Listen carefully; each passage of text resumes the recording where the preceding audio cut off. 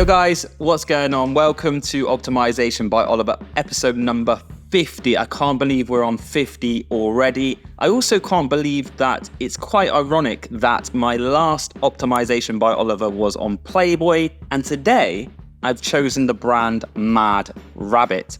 I love this brand. I think they're doing so many things right. I think it's such a cool and unique product. However, I do feel like they are leaving money on the table when it comes to optimizing their store for more revenue per visitor. And I'm going to show you exactly what I would do if I was hired to generate them more profit.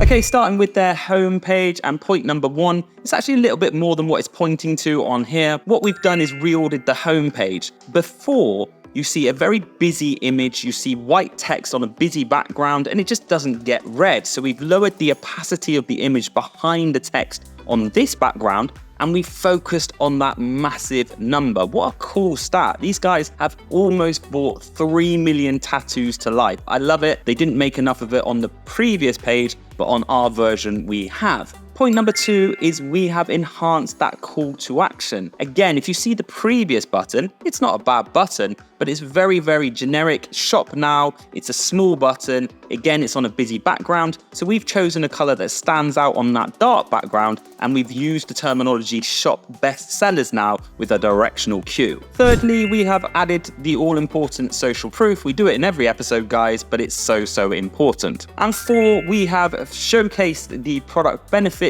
and features using these awesome icons and text that just help us further enhance the value and perceived value of this awesome product. Okay, moving on to page number two, the product page. And these guys actually do a really good job on their product page. It's a really nice page. However, often it's the small little CRO tweaks that can make big differences. And that's what I'm going to focus on here. Point number one, it's a very silly one. Their toolbar gets pushed onto 2 lines because of 1 word. If they just optimized the fonts, made it a little bit smaller, and maybe just took away that button and had a clickable link, it could fit on 1 line, and therefore it just leaves us more space above the fold, which is much needed on this page. Speaking of space, point number 2, we've just decreased the ratio of that image. We've used pointing chevrons either side, and it just again allows us to have more space to put more important conversion elements on the page. 3, a slight upgrade in social proof. You can see they have stars, they have the numbers of reviewers, but just by adding the word happy customers, we've just enhanced that social proof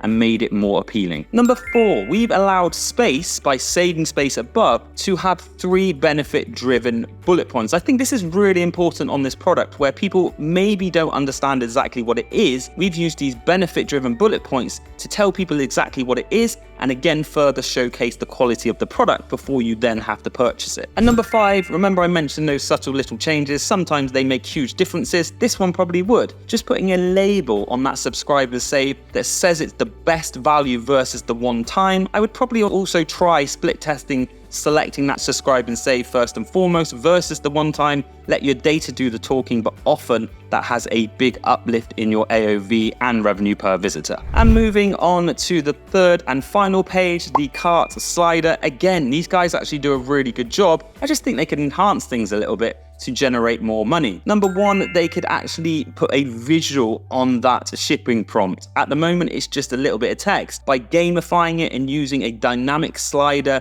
you're actually going to make more people see it first and foremost, but also want to hit that free shipping threshold. And then point number 2 and 3, you can clearly see we've just reordered the in-cart cross sales. We put them on 1 line so it's not as intrusive on the cart. It doesn't look like you've got a full cart when you haven't. And then it's allowed us to have that gap to add some really important social proof within the cart, which is going to help people then getting through to your checkout. Speaking of checking out, you should be checking out our YouTube channel where you can see hundreds more videos like this, page breakdowns, tips and tricks, landing page guides, etc. And if you want my team at ConversionWise.com to help you generate more from your store, then get in touch and I will see you on another video very, very soon.